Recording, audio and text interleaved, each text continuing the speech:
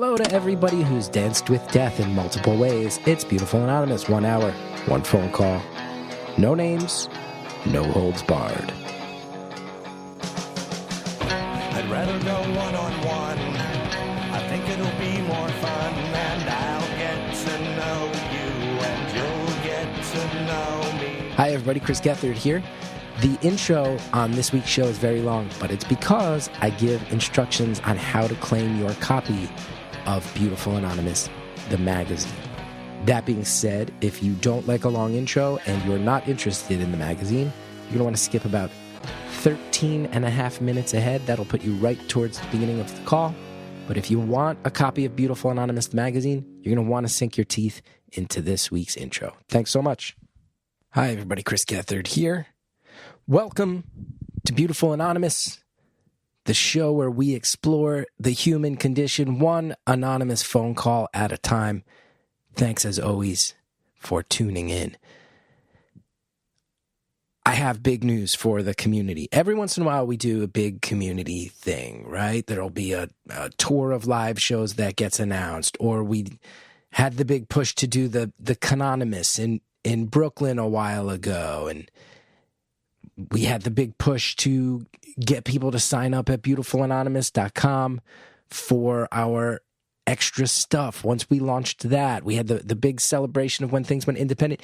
The next big community thing is upon us. We have made a magazine. Many months ago, I started taking to the airwaves of this podcast and telling you all, hey, here's a P.O. box address. Mail me stuff. The whole premise of this show is that you can have anonymous phone calls and let me know what's going on via anonymous phone calls. Well, what happens if I have a P.O. box and you send me anonymous stuff in the mail? And we made a magazine out of it. There is a combination of pictures, woodworkings, comics, poetry, plant life, all sorts of random stuff was sent to us. All sorts of stuff. And it was such a joy to go to that P.O. box and check it and see what came in. And it immediately proved to be a heavier lift than I thought. I thought it was going to be like when I was in high school and I had a fanzine and I would just go to the Kinko's and you'd run the photocopier and you'd play with it that way. And I started to realize, man, I'm older than I used to be. This is harder to figure out than I thought. Just scanning it took forever. And after many tries, we were able to get high-quality scans to our friend Alexis Politz, who has done some work for the show before in terms of stuff that's been turned into merch in the past. Alexis went ham. Thank you, Alexis. If anybody out there is looking for graphic design work, when Alexis Politz is offering up freelance, go with Alexis. Alexis took all these random things and started getting back to me with proposed layouts and ways to make it flow. And it was so simple and fun and joyous once we got someone who knew what they were doing to take over the workflow on this magazine. And I'm happy to tell you the magazine has been printed. Andrea is going to pick them up, I think, today as I'm recording this. We have 1,000 color copies. We have 1,000 black and white copies. And I wanted to just be very clear. We have a system that Andrea and I came up with that we think is the simplest and easiest way to distribute the magazine. Oftentimes, I will come up with things that make sense in my head, and they are cockamamie. Usually when Andrea gets involved, she can tell me if they're cockamamie. And 9 times out of 10, when Andrea comes up with and or signs off on a system, the system actually makes sense. So here's what we're going to do. We're really, really proud of beautifulanonymous.com. I think a lot of the people who signed up, if you are in the Facebook group, you see the comments. If you catch the chatter on Twitter, it's good stuff. At the entry level, you just get more time with each caller in this listener-generated list of questions that grows over time that allows us to just have more time with each caller. It's great. At the higher tier, you get that and a follow-up call with a past caller each month. You get a monthly taping where only the people at that tier get the phone number. And I should also mention, both of these tiers ad-free. You get to remove all the ads from your experience. And then there's a top tier for people who admittedly have disposable income, where you get all of that. Plus, I send a letter to your house and thank you for signing up at that top tier. That's the cellular technology tier. I just put another batch of letters out there. I realized I think a few of them got lost in the shuffle, which is my bad. We have a spreadsheet, and I saw some of these seem to not have an X next to them. So you're either getting your letter very late, which I apologize for, or you're getting a second letter. You're welcome. Anyway, Andrea and I were thinking the very first thing we want to do, and this project, by the way, it took up so much more time than we thought, and the printing costs were so much higher than we thought. And I've mentioned this before. Some of you offered saying, hey, how can we rally and help dissuade those costs? No, this is a community project. It's worth the investment. But when I tell you that after shipping, I think it's going to be over 10 grand that goes into getting this magazine made and out there. But it's worth it. It's worth it. Here's why. If we can use this as a way to get as many people signed up at beautifulanonymous.com, that's what you can do. That's what you can do. So the way it works is this. This episode you're listening to comes out on March 11th, 2025. Anyone signed up at beautifulanonymous.com by March 18th, 2025, we think we can guarantee you a copy of the magazine. If there's a massive explosion of enthusiasm, maybe not, but we're pretty sure based on our numbers and how many we have printed that that's very doable. Now, one of the big questions is people are going to know, hey, I want one of the full color copies. Full color copies, the priority is going to go to the people at the cellular technology tier. They are the people who have bought in at that highest level. It seems like the fairest thing to give them the extra perk, first dibs on the color copy. After that, color copies will be given out to people at the touch tone tier. That's the $10 a month tier. Right now, between cellular technology and the touch tone tier, there's somewhere between 700 and 800 of you signed up. I thank you so immensely for that. But you can see most of those color copies probably are going to be claimed. So if you really want a color copy, you can sign up at the touchtone tier right now. If you're at the rotary tier, you can bump up your membership for the month and give us the extra $5.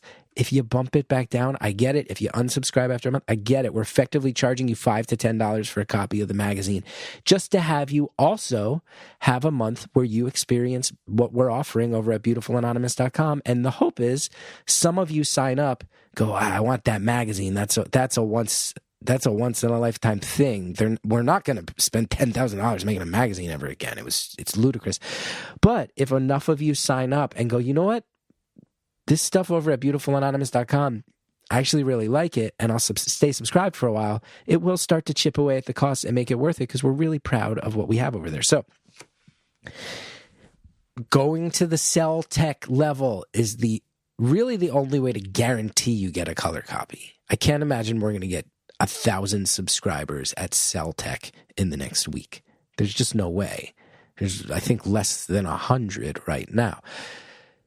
Touchtone subscribers, if you're already signed up at Touchtone, you should get that color copy. If a whole bunch of people sign up for Touchtone, we will go in the length of time that you've been subscribed at Touchtone. So the people who have been there since the beginning will get first dibs. We'll work it out on who's been subscribed the longest. And again, I imagine all of you are going to get color copies. From there, we'll start distributing the black and white copies. A lot of those will go towards the customers on the rotary tier. Again, if you want the color copy, bump up. If we have any copies left over, once we get through all the color copies, we'll start distributing the black and white copies. If we have any black and white copies left over, what we're going to do is sell them, but we are going to make them prohibitively expensive. They're going to be like $20 a pop. So keep in mind, you could get 4 months at beautifulanonymous.com for the amount we're going to charge you piecemeal for these things. If we wind up going on the road and selling these things, and this was Andrea's idea. I was like, oh, we'll just sell them or whatever. Andrea's like, we got to make them so expensive that people realize we want this to be your impetus to go check out beautifulanonymous.com and get this special thing that we're probably never going to do again. So I think you get it. Color copies for the Celtec tier, definitely. Touchtone tier, almost definitely. Rotary tier, you're probably getting the black and white copies. So either bump up now, sign up now, claim the magazine. It's going to be really fun. One final caveat. Again, we're just going to say whoever is an active subscriber on March 18th, that's the list that we're going to go to. Instructions will be given out on how to give us your most updated address and how we can make sure that, we're then able to cross-reference everybody, make sure you are signed up. I hope nobody would just sort of try to get friends free copies when they see the system we have in place, but we're going to cross-reference everything. Then we are going to hand stuff the envelopes. I know there's services we can pay for where they would probably print it out and do it for us. But Andrea said, I do kind of love the charm of the handwritten envelope. And I said, this is a podcast that we rely on using technology in ways that feel outdated. Very long phone calls, handwritten letters, a P.O. box, a print magazine. These are things that are not dead, but are feeling more archaic with each passing day. And I do think it is in the spirit of what we do to handwrite the envelopes. So also, it's going to take us forever to get 2,000 of these things out. And the people at the local post offices in my area of New Jersey are going to murder me. So just keep that in mind. It's going to take us a while to distribute these. That's the info on the magazine. Basically, sign up within the next week at beautifulanonymous.com. You should be able to grab yourself a copy if you sign up quick. If you really, really want a color copy, I would get at that touchtone tier. So either sign up there or bump up there from the rotary tier. And that's about it. Instructions will go out after the 18th on how to get us your mailing address, so we know we have everybody's most up-to-date addresses.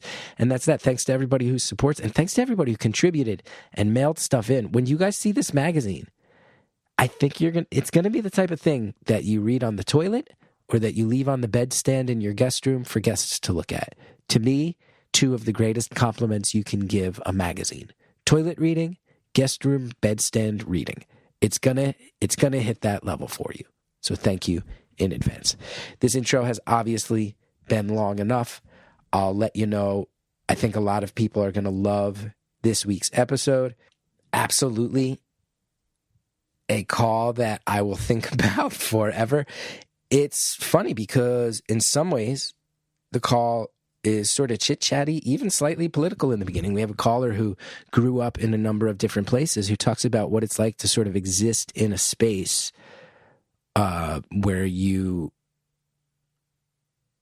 identity is maybe not as firmly defined as people who are born in one place and stay in one place, existing in that sort of liminal space in between. And it's really fascinating. And we do talk a lot about colonialism. This caller happens to have lived in a lot of places that were at some point colonized by the British Empire. And the caller we talk about it in a very beautiful anonymous caller way. Caller's very pleasant, very laid back. The rage is there under the surface, though. And we don't need to constantly live in a state of rage, but we can talk about where it comes from. Then we get into the parts of the episode that I think it's already a good one, just based on vibes. And then it hits next level. My goodness, this caller has been around some situations of death. We go, that's very unlikely and quite bizarre. And we talk about that in a way that's dark, but kind of funny. There's some chuckles to it. And then we start talking about death in a way where you go, oh no, what's it like to be around death when you're young? And we do kind of isolate what I think is a societal trope that we don't talk about enough, which is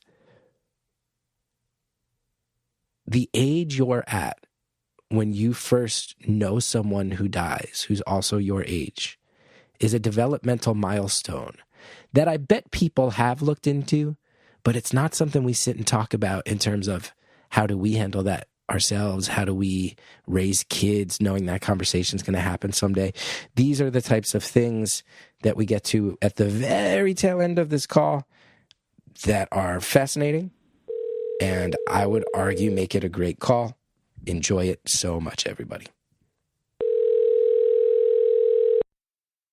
Thank you for calling Beautiful Anonymous. A beeping noise will indicate when you are on the show with the host. Hello. Hi, how's it going? Hi, is this Chris? Yup, this is Chris. How are you? I'm good. Oh my God, I truly cannot believe that this is actually happening. I was telling Andrea I've been listening to the show since 2016. That's awesome. I'm glad you finally got through. Yeah, I actually started listening to this show when I used to live in the UK, and then I actually grew up in Singapore, so I went back to Singapore after doing my undergraduate in the UK, and I always said that if I moved to the US, the one thing I would try my very, very, very best to do would get on the show.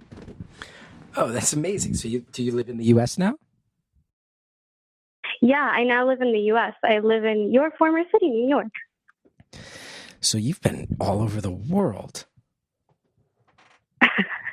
Yeah, that is true. It's been a bit of a scattered existence. I was actually born in India. I grew up between like India and Singapore. So even more scattered if you can think about it. Born in India, grew up in Singapore. You lived in London for a while, you said? Well, actually not London. I was in another part of the UK. Oh, in the UK, and now the States. Yeah. It's been a wild ride. Yeah, that's pretty cool. Do you feel like someone who's kind of a wanderer, or do you feel like there's one place that you identify as that's where my roots are? You know, that's a great question. I feel like I have thought about this a lot. I think when people ask me where I'm from, I have a very hard time, there's a very stereotype around this called like third culture kids or, and as much as it is a stereotype, I do think there is some truth to it, because when people ask me where I'm from, I have a very difficult time giving a concrete answer. I think for simplicity, I often say I'm Indian because I do identify very strongly with being Indian. And I went there a lot as a kid. I have a lot of family still there. But I say I grew up in Singapore and then have hopped around a bit since then. I also, and I'm sure this is something you've thought about, I can't help but notice it does seem like it's been the UK or other places that have at some point been colonies of the UK in their history. Yes, that is very true. I have to tell you, Chris, I think about colonization often. I bet you've seen it. You've seen it on multiple continents now. Yeah, there's that meme about, there's a meme about every day, like men think about the Roman Empire. My Roman Empire is colonization. You do. You dwell on it hard. Yeah. Well, I think about it in the context of, how it shapes modern day. And I think it shapes it in more ways than people like to talk about. I think this was a big thing that I found very frustrating living in the UK, was like a lack of acknowledgement writ large, honestly, about how much it shapes present day. Like, I think as many problems as the U.S. does have, for example, like there is, even today in current climate, there is still like an acknowledgement like, hey, we did not do a great thing with slavery. We should not have done that. Whereas it's interesting that in the UK, you can find like quite a lot of variety in people's thought process about that, about colonization, and whether it was truly, like as bad as it is made out to be by some aspects, like some countries that were impacted or not, which is kind of mind-blowing to me. And was definitely mind-blowing to me when I was at undergrad there. And I actually went to I went to like notoriously fancy and also very obnoxious university. I went to Oxford, which is like deep in colonial history.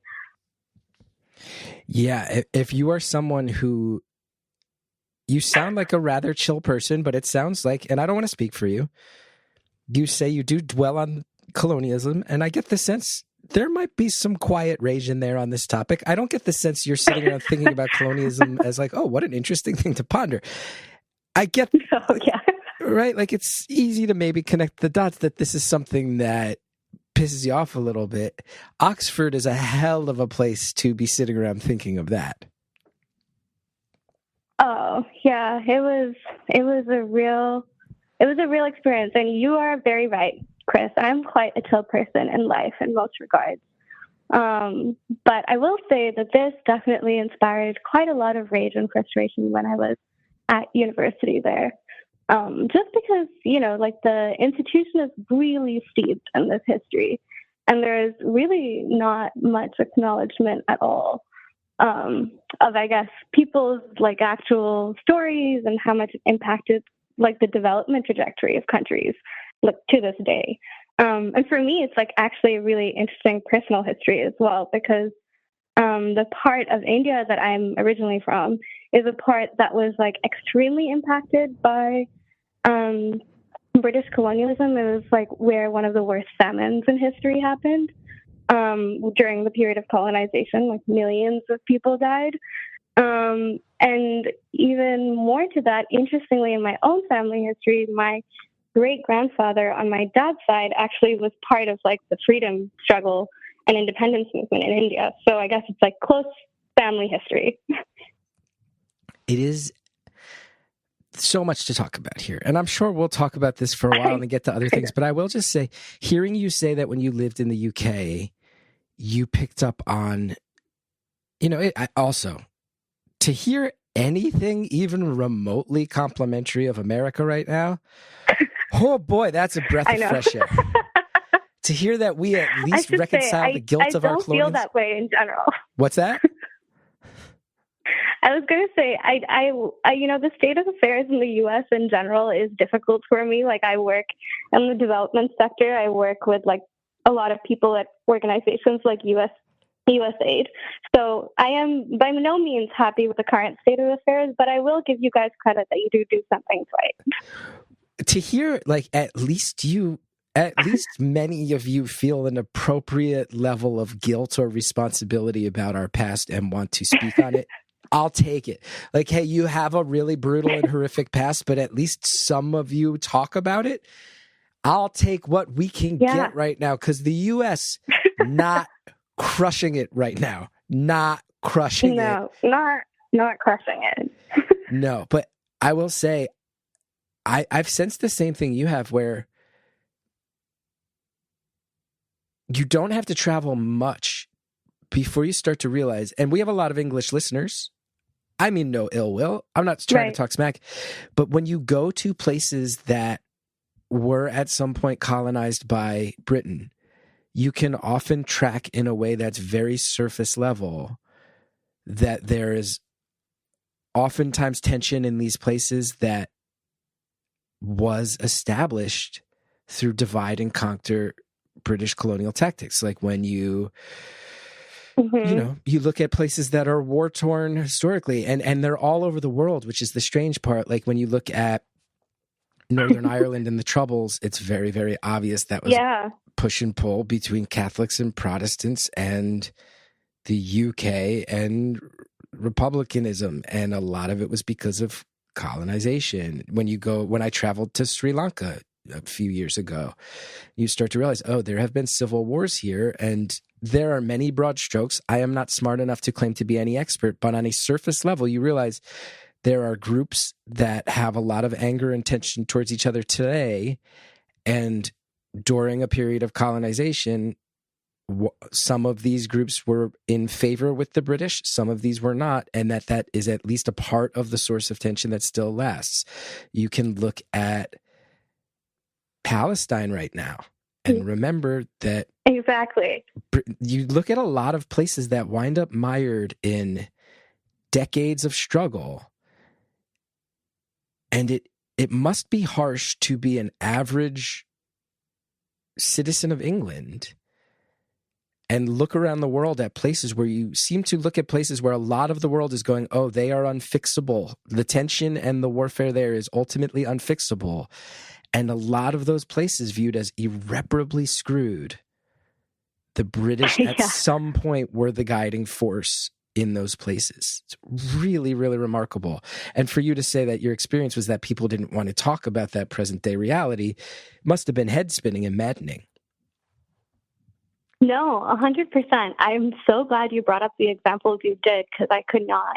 I could not point to anything more relevant. Like, I think actually specifically related to Palestine, like, I think the reason why there are so many countries that feel so much solidarity with like this specific issue as well is because so many people feel like their own country's histories are somewhat reflected in it, in that like it is a byproduct partly. Like this whole conflict that you have is like a byproduct of the British really not knowing how to draw borders or like not really caring to like negotiate properly between parties. And then, you know, like there are communities that have been impacted by it for generations to come and are paying the price for it still. And so like, I think that's a big reason why so many former colonies from that used to be British colonies feel so much solidarity with this specific issue, even as their present day history like maybe looks quite different. But also, yeah, I mean, I cannot explain how much this was head spinning for me. I actually studied history in undergrad, and so it was even more spinning for me because I was like, surely someone is going to talk about this. And it was like, nope, we would like to not actually. And like the British gave India the railways, so you should be really grateful. Yeah. And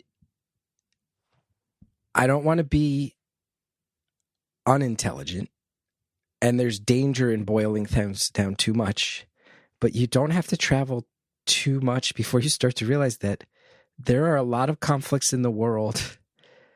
And again, there are layers to this and there are experts, and I don't want to do the dangerous thing of boiling things down to just base level, but sometimes it is useful to go, oh, there's a lot of tension in the world today between groups of people where at one point, one of the groups was told by the British, hey, you're our buddies. You're the ones we like. Yeah. And the other people, not as good as you. It's the British and you, and then everybody else underneath you. And I know that that's boiling it down way too much, but it's sort of shocking to realize how that as the broadest, least nuanced umbrella describes so much of current world affairs. Groups that used to be buddies with the British who are still fighting with groups that were told you're not as good as the British and their buddies all over the goddamn globe. I know. And I'm like, you know, the UK is like fading into irrelevance in some ways. And I'm like, how is this still here? Like all of these years later, this is still like such a through line. And it's just so funny because so much of it is like who became pals with them and who did not, like unintentionally, unfortunately. But that's like really such a through line in like all of history. I could get so nerdy on this and I won't because I think it'll bore a lot of people. But I feel like my instinct is to talk with you about this for the entire hour, but I'm with you that I'm also like, ooh, people are going to want us to move on. But for anybody out there who's like, wait, how true is this? I'm telling you, look at it. The British show up and go, this religious group is our friends. This religious group is not our friends. And that defines Sri Lanka to a degree today. The British go, all right, the U.S. are fighting. We're going to be trade partners with, the trading partner. You could start to look into it and you go, oh, a lot of America's fighting to continue slavery. Who was buying all the cotton that the South was producing? It was England. They had their fingers on that too. Okay, every time something happens with European politics, now they go, wait, is this going to send Northern Ireland back into chaos? Is Brexit, all the balancing of Brexit? And you go, right, because Protestantism, the Ulster counties up in the north of Ireland, right. Okay, it's the same goddamn thing everywhere. Yep. You could like copy paste and then just like alter. It's really like bad plagiarism. They had a very efficient system of divide and conquer colonialism, and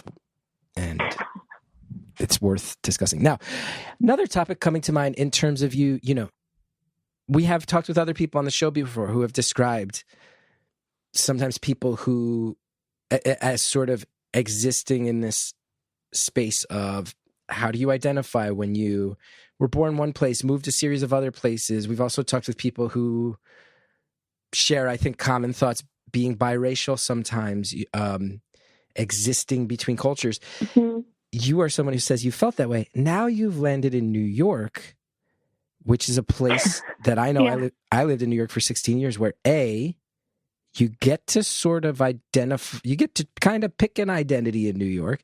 B, if you want to find a group and their representation, I lived near the Little India in Queens. I am certain there's some Singaporean section. There's British pubs, all the cultures you've grown up in. You can cherry pick your involvement in them in New York City. Yeah, that's so true. And I feel like that was a big reason why New York was appealing to me because, you know, obviously, like, and I think you meet a lot of people who've also existed in like third identity spaces here, across like not just like their ethnic identities or whatever as well. And so I think it gives you a lot of room for fluidity in a way, and not having to box yourself in a way in which it's quite freeing. Because I think, like, interestingly enough, when I go to India, I don't think people think I'm Indian enough. And when I go to Singapore, people don't think I'm Singaporean enough. So there is a real joy in the in-between fluid space. Mm-hmm. And how have you been defining your New York experience? Like overall? Yeah, like who are you in New York City? This city that I think one of the most intimidating things about New York, having lived there as long as I did, is, man, that city can swallow you up and throw you in a million directions. But it's also a place where you get to define your own experience, maybe more than a lot of other places culturally. So how long have you been in New York, and who are you finding yourself to be as a New Yorker? I have been in New York now for 3 years at this point, and I find that I feel like I've been able to explore the city both from a perspective of like culture and food, because that's biggest angles for me. Like I have always really admired that aspect of the city and the art scene as well. So I feel like I've been able to have like a really fluid kind of a space for a lot of involvement in all of those things. I think the thing that I find the hardest about the city is like really community. Because I think depending on where you live, like you can definitely build a community. And I think, you know, like New Yorkers will always show up to help out if there's a problem that's happening. But I don't think large cities like this are necessarily designed for community building, which is something that like so many people are trying to solve for, right? Of like, how do you make sure like you actually know all your neighbors and that you have like some sort of like organizing within communities that brings people together and that people feel like there's a network that they can rely on? Because I feel like having grown up the way that I did, I was used to having like this huge support network of like family, friends and whatnot that I could just show up to their house, or I would go to like third spaces basically that existed, like outdoor spaces and stuff. And we would all just spend time together. And by virtue of that, you developed like a huge support network and community. Whereas I feel like New York is not really geared that way, in that people's apartments are small. So it's like hard to be hosting all the time at like people's apartments. There are not that many third spaces that are kind of like spaces that you can hang out for extended periods of time, where you don't have to like pay to be there, that you can stay for a long time. And so it doesn't foster the same sense of community. And so I've been thinking about that a lot, about like, how do you form community where you live when you live in a big city? for me, like the fact that the guy who works at my pizza store nearby me and the bodega guy and the grocery people, like I know all of them. I can say hi to them. And there's like a wine shop nearby me that I like going to. Like the fact that I know all of these people and that they know me is of a lot of comfort, even if they're not like the most meaningful of relationships. But having like community, I think, is something that's really hard in the city. And I think like Asian cultures, which is what I grew up in, it's so deep in community that it's hard to find like a good substitute for that. As someone who lived in New York for so many years and has a deep love for my time in New York, I can say, I think you're right. New Yorkers will step up if you need real help. The phrase, a lot of people will tell you about United States, the United States will say, Californians are nice but not kind. New Yorkers are kind but not nice. And I think there's truth to that. New Yorkers will not be nice to you. But if you fall down, someone will run over and lift you up. If you're trying to carry something way too heavy up the subway steps, or somebody's there with a stroller and it's a mom who's got a bag on her back, someone will lift that stroller and walk up, but they won't even ask you if you need help. They won't even give you time to say thank you. They will walk away. And if you are in the mood for spending entire days having slightly warm, cursory conversations with clerks at bodegas, with servers in restaurants, with people in passing, one-sentence interactions with people on elevators, if those can fill your soul, New York is the city for you. If you need even one person to ask you how you're doing and genuinely wait around to hear the answer and help hash it out with you, you're going to have a tough time in New York City. 100%. I also think that maybe there's something about my face, because I find that like this happens to me often though, where random people will start telling me their whole life story. And I know that it's not a common thing in the city. And so I'm like, how does this keep happening to me? But I hear the most interesting stories. So I mean, I'm more than happy, but I know it's not a common occurrence. Because that's not a New Yorker thing. And there is a certain type of thing in New York. You're right. And I went through phases of this, where I'm like, oh, I'm the guy that people are turning to and just pouring it all out. And I'm going, why me? Because I'm just trying to move on with my day like everybody else. What's the type of stuff you're hearing from New Yorkers where you're like, I know they probably haven't even told their siblings that, and somehow I just heard it on the one train? Let's go ahead and pause right there, because we have ads. And now is as good a time as any. We'll be right back.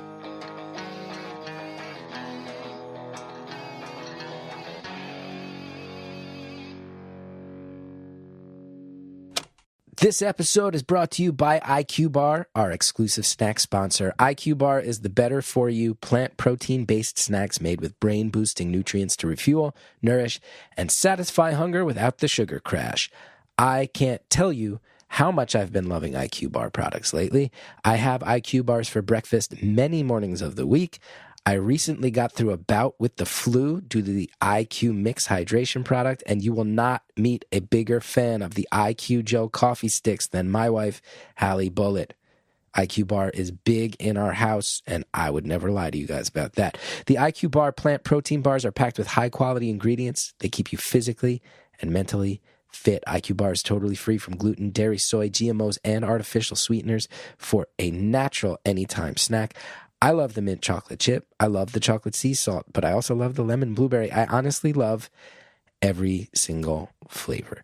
With over 20,000 five-star reviews and counting, more people than ever are starting their days on the right foot with IQ Bar's brain and body boosting bars, hydration mixes, and mushroom coffees. And I'll tell you, here's how much my wife loves the IQ Joe coffee sticks, is I have gone beyond. There have been times where I've been given some samples of this product. I now order them regularly. I use the promo code. I use our own promo code from the show to get my wife those IQ Joe coffee sticks because she loves them so much.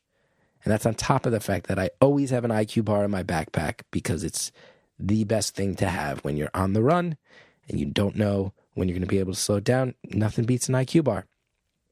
Right now, IQ Bar is offering our special podcast listeners 20% off all IQ Bar products, plus get free shipping. To get your 20% off, text BEAUTIFUL to 64,000.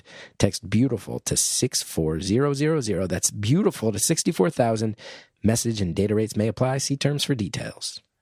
I am somebody who realized, I would say in my 30s, that having a sense of style makes you feel better on a mental and emotional level, making some choices about the clothes you're wearing. But I also realized that elevating your style and putting some thought into that usually meant breaking the bank, but I cannot tell you how psyched I have been with Quince. Quince gives you high-end, versatile pieces at prices you can actually afford. I have upgraded my style by snagging some of their killer stuff on Quince. Quince has these luxury essentials that sync with your vibe and wallet. Quince has all the must-haves like Mongolian cashmere sweaters from $50, iconic 100% leather jackets, and comfortable pants for every occasion. The best part, all Quince items are priced 50 to 80% less than similar brands. By partnering directly with top factories, Quince cuts out the cost in the middleman and passes the savings on to us. And Quince only works with factories that use safe, ethical, and responsible manufacturing practices, along with premium fabrics and finishes, which I absolutely love. They're doing things the right way. I have 2 sweaters from Quince. If you ever see me in public wearing a sweater at any sort of public event, it's one of my Quince sweaters because I look good in them. I feel confident in them. They also hold up so much better.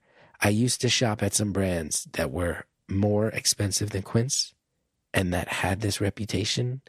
And when I tell you their sweaters got holes in the armpits, along the seams, way quicker when you'd sit there and go, I spent how much money at the Quince stuff. Not only does it look good, it feels good, and it holds up nice. It's great. Indulge in affordable luxury. Go to quince.com/beautiful for free shipping on your order and 365-day returns. That's QUINCE.com/beautiful. Get free shipping and 365-day returns. Quince.com/beautiful. Thanks to our advertisers. Now let's get back to the phone call.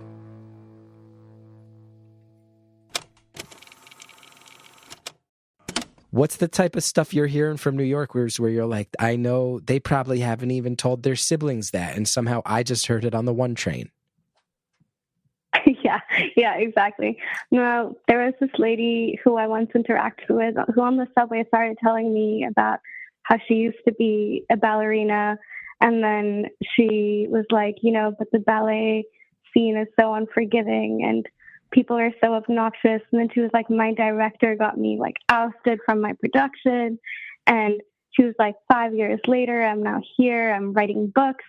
And she was like, but like nobody understands the struggle as much as like I do. And then she was telling me about how her like new book scene is like very under the wraps and her family thinks she's not doing anything and she's not working. And I was just like, I am really sorry that this all happened to you. And I was like, I am very, very apologetic that this all happened to you.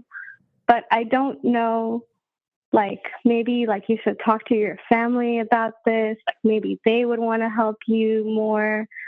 But like a lot of like late in life, people having some sort of existentialism and wanting to turn their life around. That is the running trend in most of my interactions. What do you think it is about your vibe or your face that makes people feel like you're the one they need to pin down and vomit up these moments of angst towards? I am not quite clear. I feel like I have occupied this role with my friends throughout most of my life. And this has been a pattern throughout most of my life. I think I look fairly unintimidating to begin with. Mm-hmm.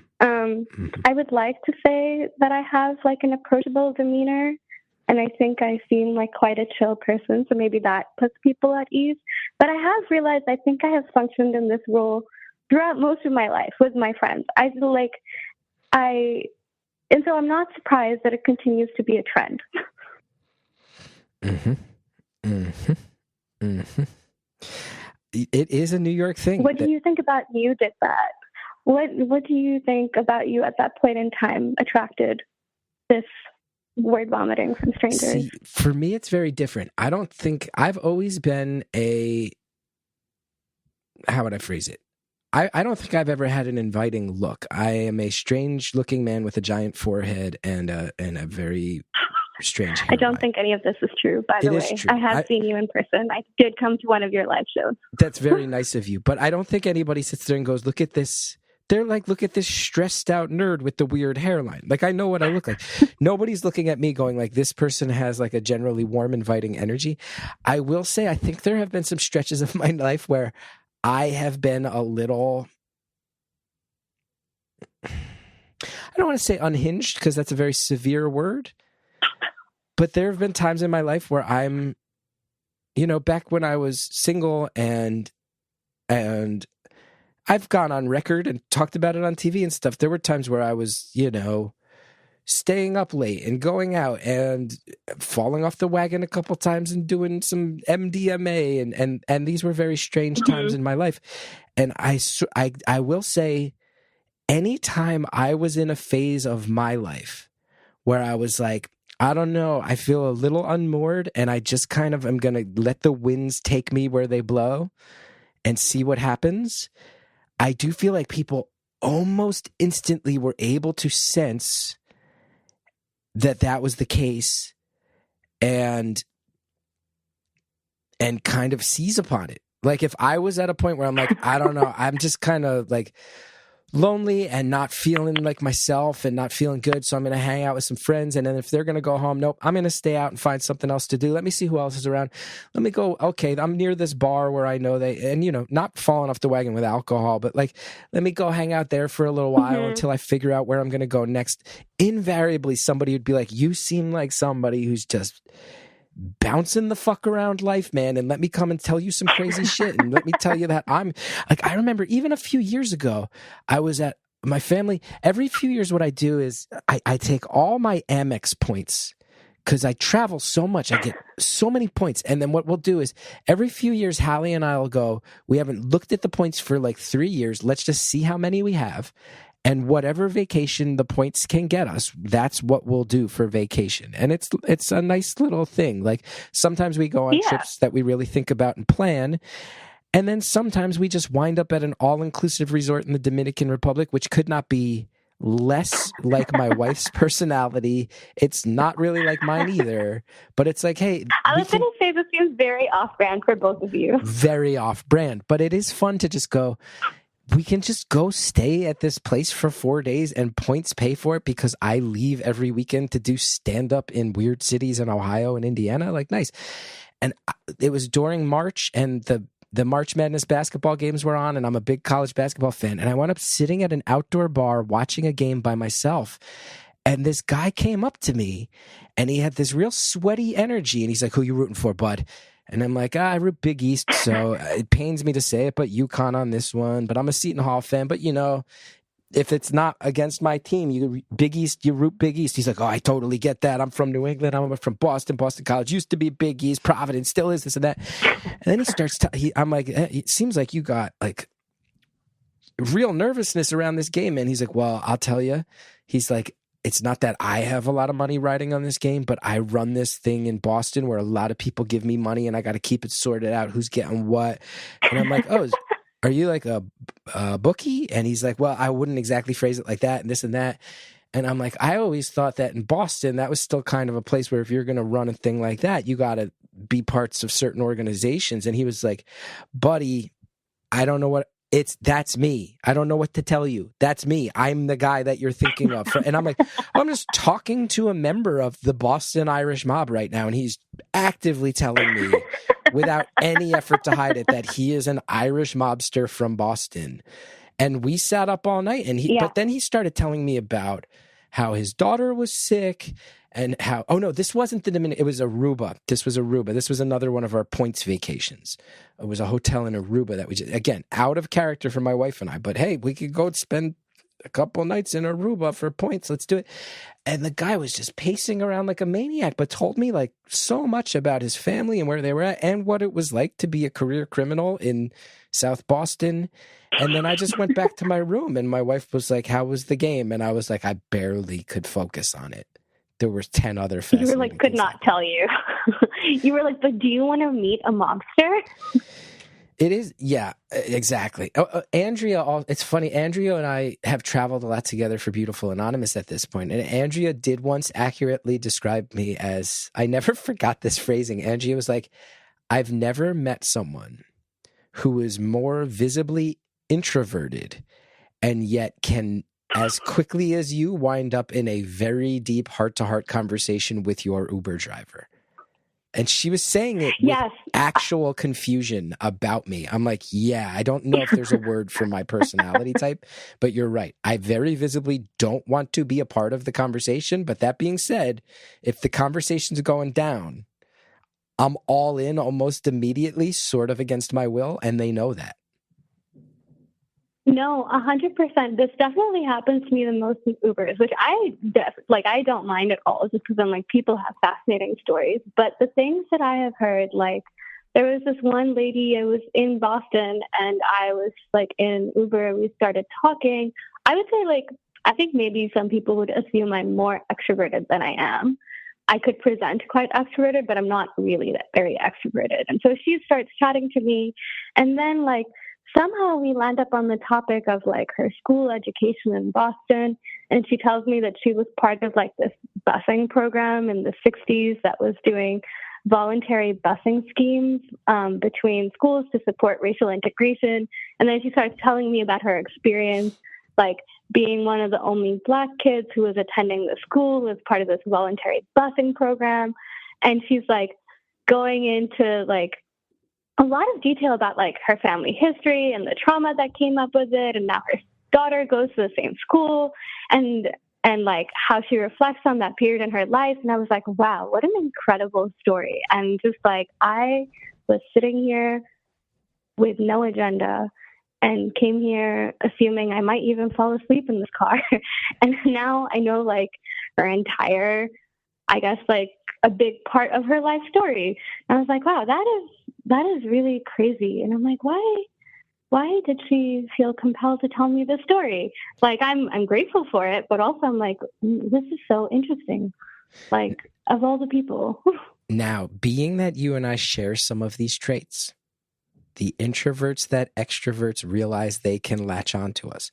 I'm going to ask you a question that's going to tell me almost everything I need to know about your personality, because I've been through it.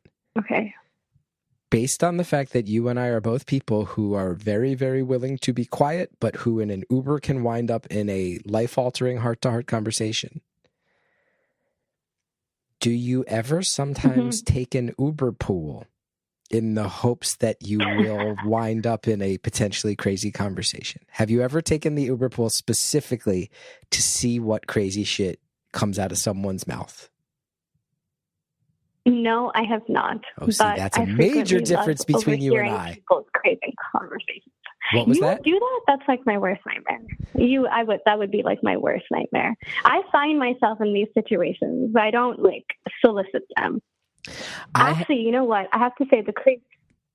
Go for it. Well, you go first, and you go first, and then I'll tell you my craziest version of the story.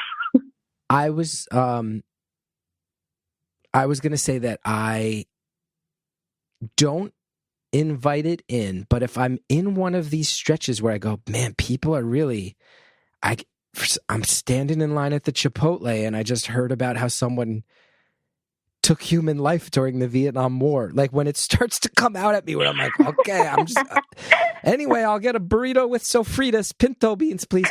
Like if one of those things where I go, whatever my energy is that's attracting them, I will say there have been moments in there where I go, all right, if it's going to take 15 extra minutes, but be $10 cheaper, I'll do the Uber pool to see what the hell happens. I do start to sometimes invite it in just to see. I think the thing is, I feel like enough of this happens to me without me inviting it in that I'm like, I don't think I need to solicit or put myself in situations for this to happen to me. But I will say that the craziest one that happened to me did not happen in an Uber pool, but happened on a flight. So, I mean, this story can get quite grim, but I will not focus on the grim element of it.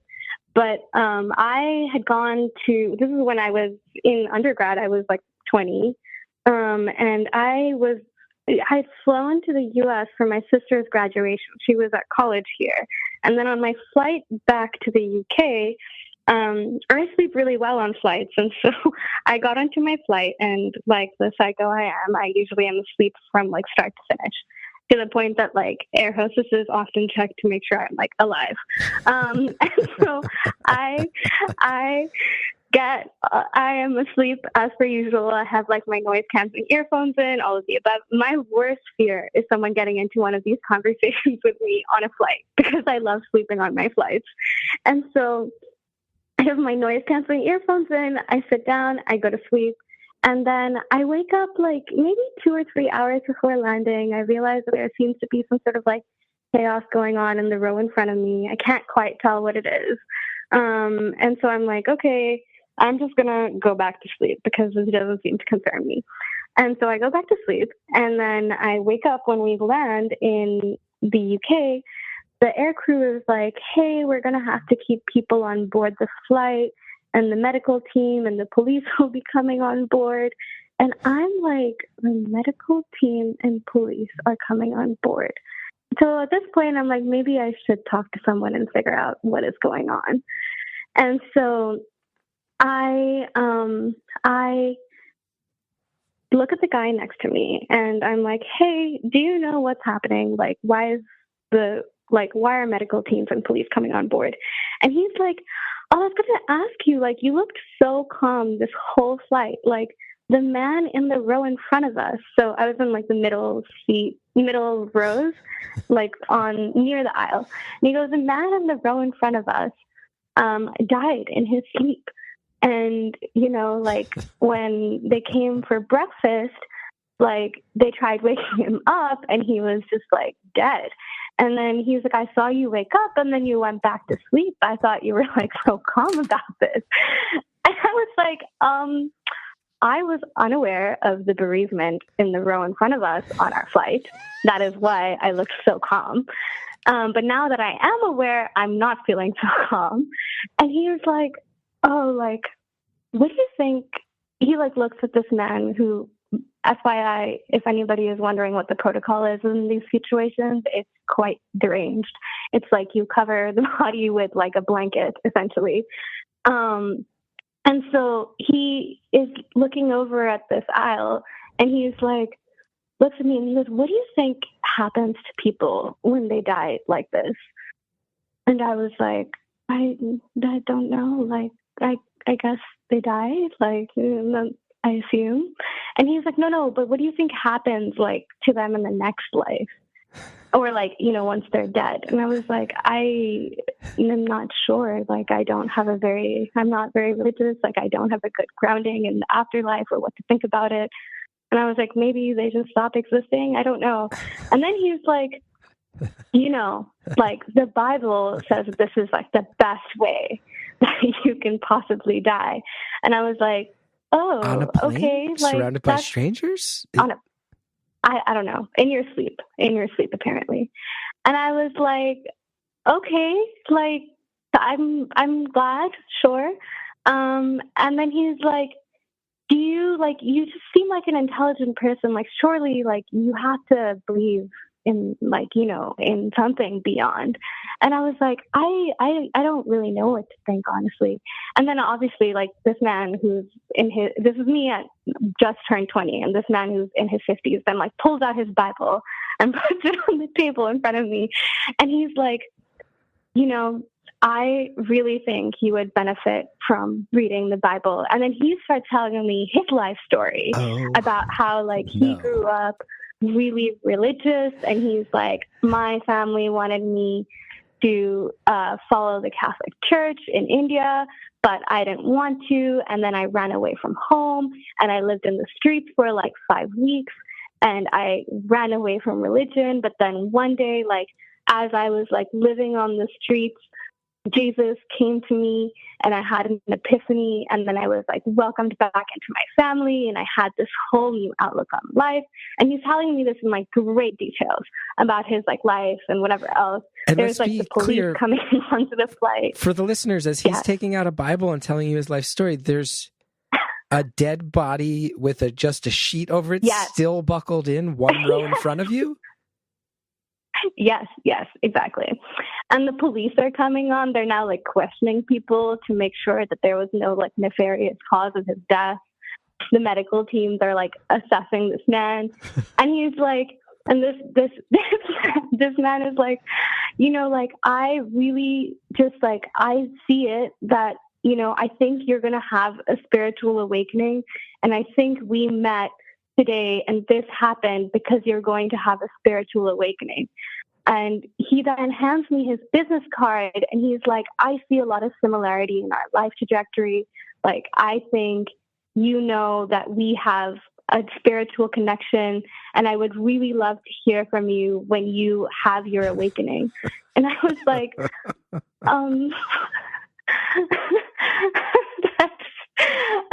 I am glad you had an awakening, but I need to leave this aircraft immediately.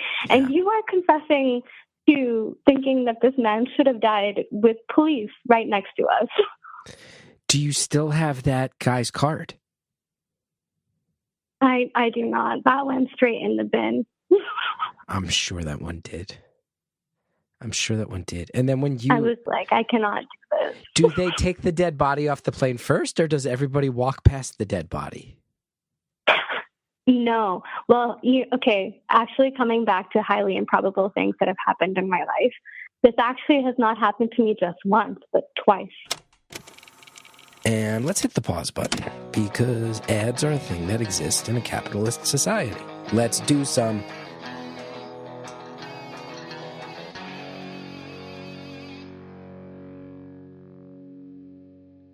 Thrive Market.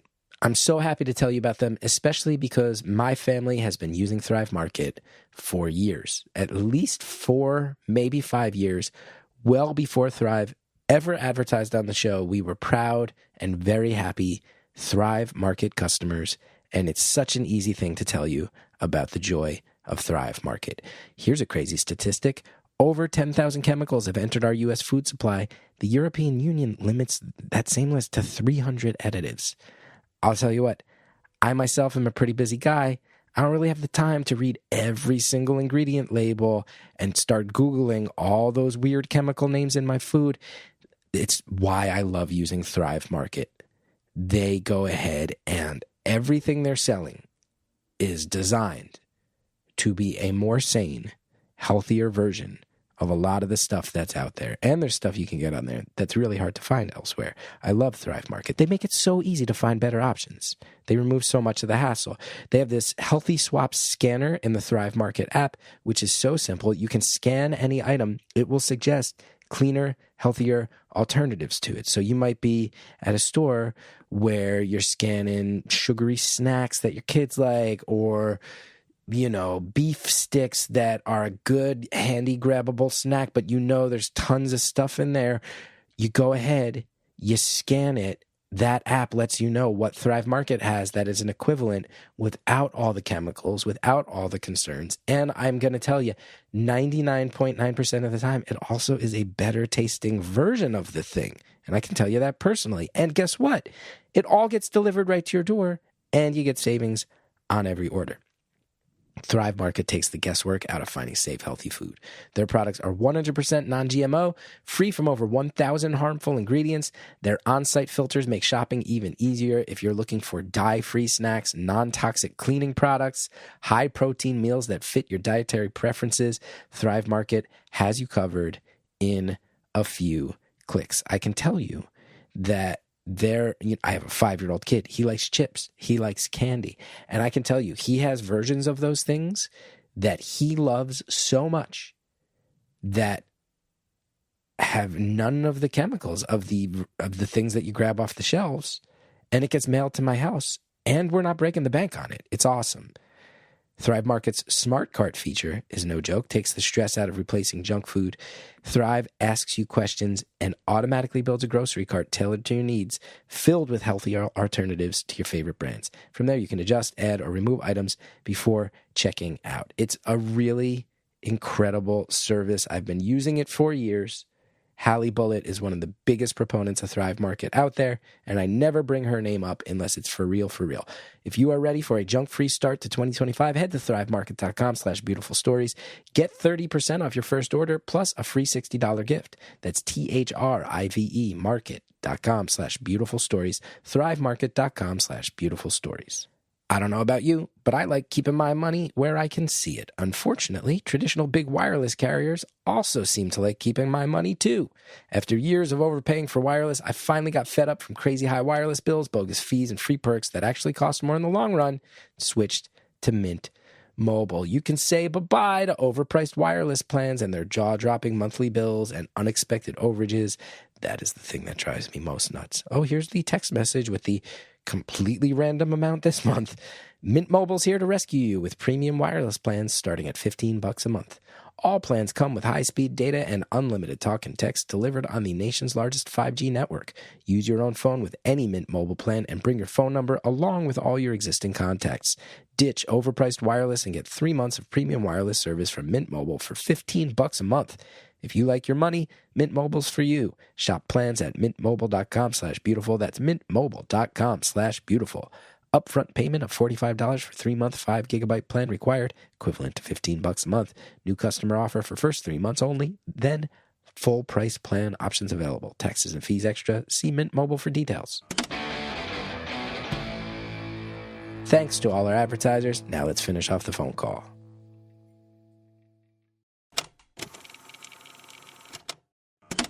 This actually has not happened to me just once, but twice. Twice dead people So on I the can planes? tell you the difference. Yes, so I can tell you the difference in aircraft protocol even. So some planes, yes, I know. This, and I should say this all happened within the span of like a year and a half. Twice in 1.5 years. Yeah, I think for that 1.5 years, I was like, I'm a Grim Reaper. This is like an unintentional Grim Reaper as well. What happened the second time? Oh, God, the second time was like, again, well, I should say on both of these flights, they were big aircraft. These were like those really giant aircrafts where multiple people are like, where it's like hundreds of people on a flight. And yet both times it was in the row in front of me that this happened. Sorry to laugh, but that's an amazing detail. No, but it's so true. Like, I honestly, after being horrified the first time and horrified so much the second time, I also now just found it increasingly funny because I'm like, the likelihood is just like, this should not have happened. The second time, I was on a flight and I was going from Singapore to India. And in the row in front of me, again, I was like sitting right next to the bathroom. And this man goes into the bathroom and he comes out. And this one was honestly worse than the first one because I was actually awake for this flight. It's a shorter flight. It's like 5 hours. And I was like multitasking something. I think I was working on the flight. And so I was awake and this man collapses when he leaves the bathroom on the aircraft. And then he starts having a heart attack. It was so awful. Like, the air crew is actually trained in doing CPR. If nobody knows this, maybe it should be comforting. I don't know. But the air crew starts like doing CPR. They call the doctors that are on board the flight. They spend an hour trying to resuscitate this man in, like, once again, one row in front of us. I felt really awful though, because his family was there and they were like watching this whole thing happen.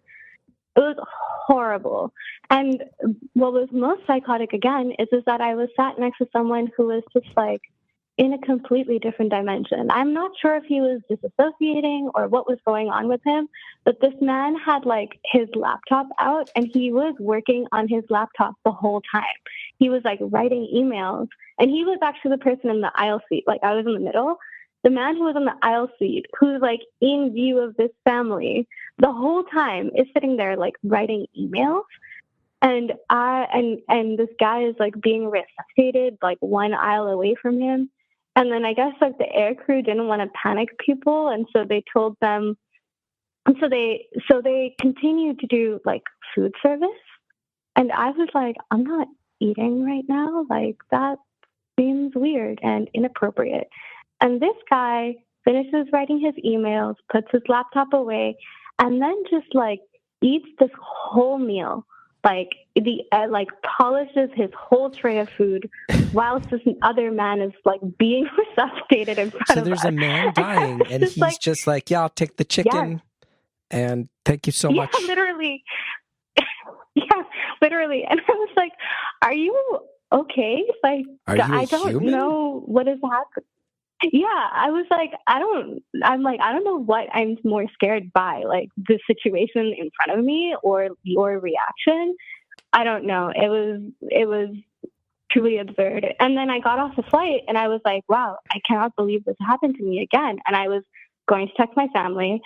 And I was telling them, I was like, you will not believe what happened on this flight. And my sister, as a joke, was like, did someone die? And I was like, yes, someone did die.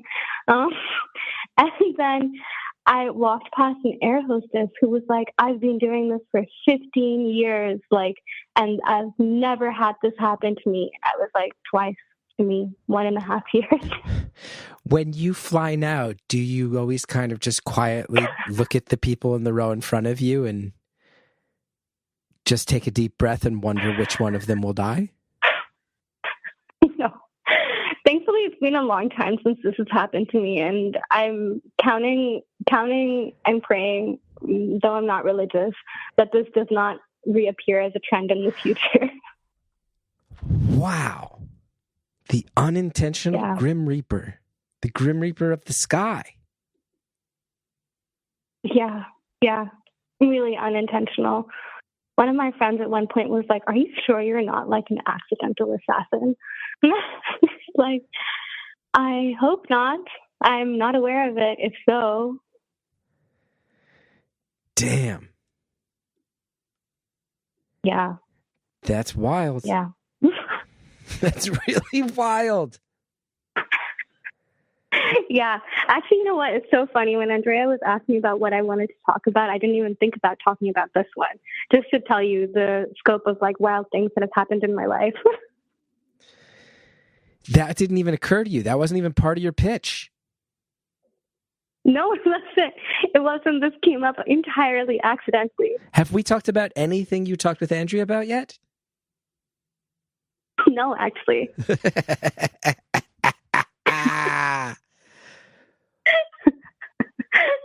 I'm sure she's going to be thrilled on the follow-through rate. No, Andrea just typed genuinely my favorite type of call. Yeah, we have not gotten to any of that. Well, we've got 12 minutes left. I don't know if you want to get to it or just keep going in different directions. Up to you. Oh, damn, this is so hard. I was going to make this like a choose your own adventure for you, because I was like, I could take this call in a really dark direction where I could keep it light. So I don't know, Chris, do you have any feelings? I mean, you already told us about witnessing 2 deaths, and we had a brief overview of the pitfalls and the impact of British colonialism. But they were not done in like a grim way, you know? What qualifies as grim to you? Let's go grim. I need to know what qualifies as grim to you if witnessing 2 deaths isn't grim. And we've got 11 minutes. Okay, I can take it in that direction. But it's going to get sad, Chris. I don't know if you want it to get sad. I'm following you. If you don't want to get it sad, we can go in a different direction if you want, but I have no problem with sad. Okay. Well, neither does the audience base that listens to Beautiful Anonymous. So I can touch on a bit of sad. But I guess like actually originally what I thought I would talk about when I called and I told Andrea about this is actually, you know what, in hindsight, it is partly connected to what we were talking about. But I was telling Andrea that actually like when I first started listening to Beautiful Anonymous was when I was in college, and I was, you know, like I think I'd been having like a hard time in general, adjusting to undergrad and like, I guess, college life. And then I had this year where I just was like coming back to this unintentional grim rebirth thing, I was just like surrounded by so much death. And part of it was this flight experience, actually. Though in hindsight, I now look at this and it's mainly funny to me. Part of it was this flight experience, which I think, like, I don't think I had really thought about my mortality very much before then. I was like 19 or 20 at the time, so I really wasn't thinking about it. And then this flight experience really like triggered that off for me, like thinking about this really. And then the space at that time as well, where I think I was like feeling quite depressed and I wouldn't say I was actively suicidal, but I was definitely having thoughts about it. And then this flight experience happens and I'm like, oh, this makes death like really real, like in a way in which I just don't think I had really processed earlier. And then later that year, like 6 months after that, I would say like for whatever reason that year, there were just a lot of people in my orbit who were my age who ended up passing away, like kind of more distant people, I would say. And then that summer, right after that, I had a very good friend of mine who I'd, grown up with. And she was actually from Bangladesh. And she used to go back to Dhaka, which is the capital city. And there was this really, really awful terrorist attack that happened in Dhaka, which was the capital. And there was a siege of this cafe that like a lot of people used to go to. And I think like it was a terrorist group that took over this cafe and they held people hostage for like 8 hours. And then 3 of her very, very good friends who I had grown up hearing a lot about as well, had like met 1 or 2 of them as well in the course of our friendship, actually ended up dying in that terrorist attack. And my friend was actually in Dhaka that day, and she was meant to have gone to the cafe with them and just happened to not. And I had been messaging her like the whole night as she was finding out about like what happened to her friends and getting piecemeal information. And that whole experience just like completely transformed how I thought about my own mortality, but also how I thought, I guess, about like trauma, and coming back to, I guess, closing the loop actually a little on like how much I guess I realized I was a bit of like an emotional sponge, and having occupied this role of like being a listener and someone who engages with a lot of people's like very heartfelt, difficult stories in their life, I don't think I realized like how much of her trauma I kind of absorbed during the period in which she was really like grappling and dealing with the death of her friends and thinking about mortality and life and like impermanence of life. And I ended up being like, I guess she was a very good friend of mine. I talked to her all the time. We spent a lot of time together that summer. And I ended up it was really fascinating to me. It completely transformed my perspective on death, but also actually gave me like genuine secondhand PTSD, which I wasn't even aware was something that could happen to people. But apparently, according to psychiatrists much later on, I found out is an actual clinically diagnosed thing that can happen to people. And I think I thought about it so much after because I was like, oh, like, I never thought that, I guess, like having this much openness and receptiveness to like listening to people's really difficult stories would have the ability to impact me in that way. But it really did. And I'm sure you in this job especially have felt that a lot. But actually that was originally like one of the things I was going to talk about, because I was like, I think this is I guess it's an area that doesn't really get talked about enough. And I don't think people have like an awareness of in terms of that secondhand PTSD aspect. Man, you weren't kidding. Yeah. We only have about 6.5 minutes to hash this all out, but I'm happy to try. Oh, I'm so sorry, Chris. That's okay. When you are feeling all this, events happening to people far away in the world, you're feeling the residual effects of this trauma. You said it redefined your feelings about death. I'm wondering what you mean by that. I think seeing people in different phases of life, I guess, dying in the span of 1 year gave me a lot of perspective on what it means to, I guess, like, have your life truly cut short versus like some of the other people. I remember like that year also a grandparent of mine died actually. And I remember thinking that like with my grandparent, I was like, okay, I can appreciate the fact that at least they had a full life. They were quite old at that point in time. Whereas like with the people who were like younger, who were around me, I think I was just like so taken aback. I guess people always say, you know, like young people don't think about their own mortality. I was never really a risk taker to begin with, but I don't think I was thinking about my mortality. And I think it like really forced me to find a way to be more present in my day to day. I think I used to have so much like existential anxiety about things that were just, you know, like longer term life things or not grounded in my day to day. And this really forced me to be like, you know, tomorrow you could literally not wake up. So you better just like make the most of your actual day to day. Yeah, that's a very sobering moment. For me, I've mentioned it on the show a few times before, but I had a friend who I was very, very close with growing up, and then we grew apart. And when we were in our 20s, he died of a drug overdose, and it was that was my moment of realizing, oh, someone my age. Yeah, I'm sorry. That's okay. I mean, it was a long time ago, but that feeling when you're young and you realize, oh, someone my age can die is it.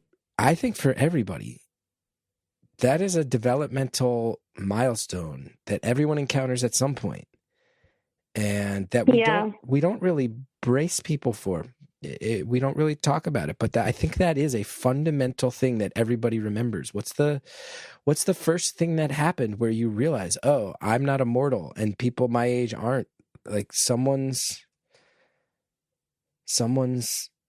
gone.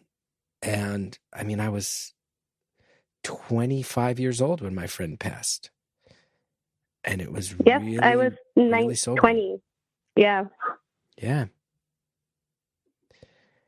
I feel but like it's so true, and I think it's like we didn't expect it to happen that early. Maybe that was it. Yeah, no, never.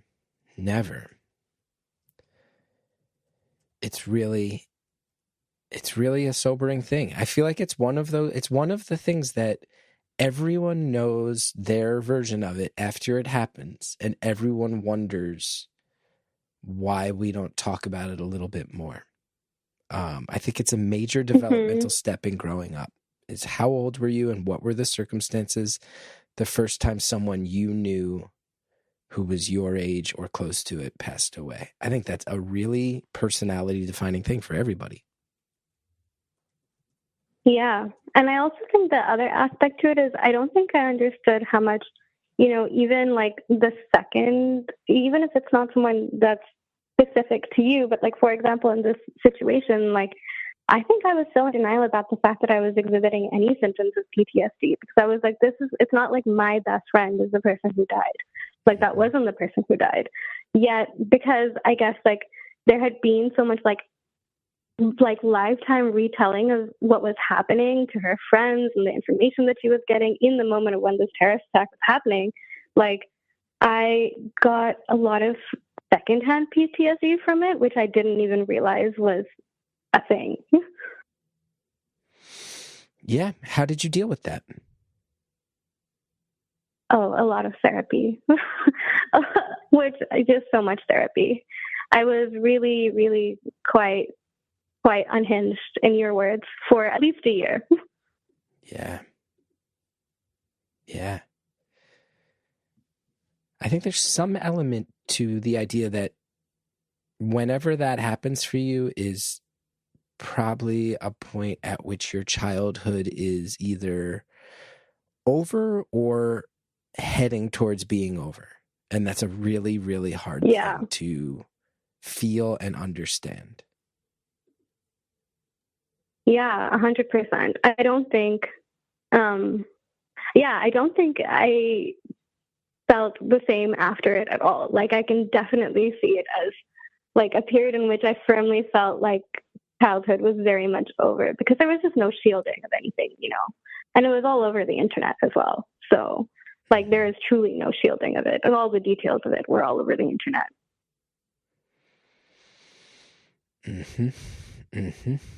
I remember it. I don't know why that one's still taboo, but it is. I guess it's one of those things that no one knows how any individual is going to go through it. So how do you sit down and talk about it or warn a young person about it without totally freaking them out?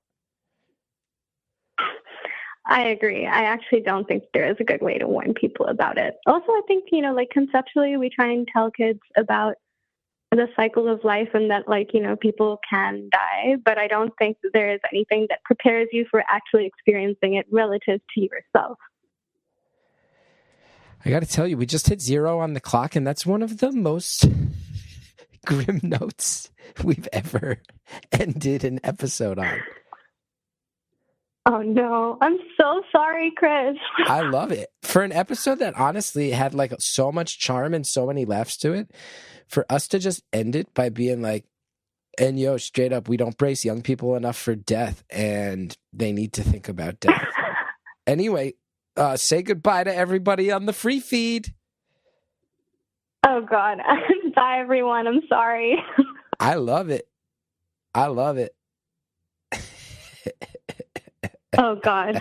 I'm like, so many people are going to be like, what was that ending?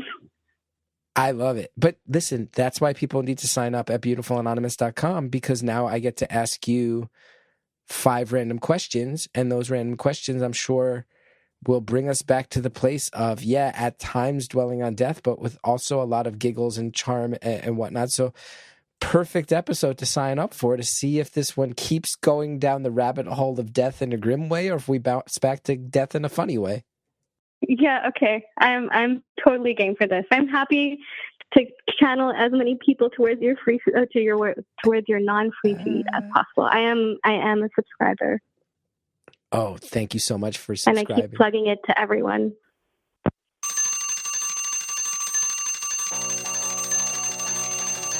Caller, thank you so much. I can't tell you how fascinating I found this call. You are cool. I feel lucky that I got to talk to you. Thank you to our producer, Andrea Quinn. I also think you're cool, even though you're going to be mad that I said you're cool. You know who's really cool is Shellshag. They've been cool forever. They offered up our theme music. Support Shellshag. Go to punchup.live/Chris Gethard if you want to know more about me, including live dates. I have more editions of that show hosted by Chris Gethard coming up, and I'm doing stand-up in Honolulu in April. So punchup.live/Chris Gethard. Our voicemail number is 973-306-4676. We're on Instagram at Beautiful Anonymous Pod. We are also on TikTok. You can find us on TikTok. The Facebook discussion group is called Beautiful Anonymous Community, and it's great. Sign up, everybody.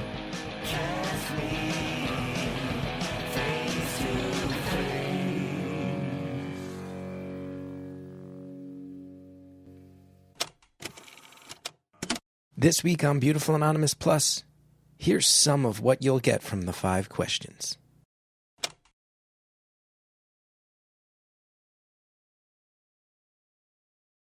Our condo used to do Halloween, like all the houses that wanted to sign up for it could. And there was this one American lady who took Halloween so seriously, to the point that I actually used to avoid going to her floor because I was so scared. She would lie in like a coffin outside of her door.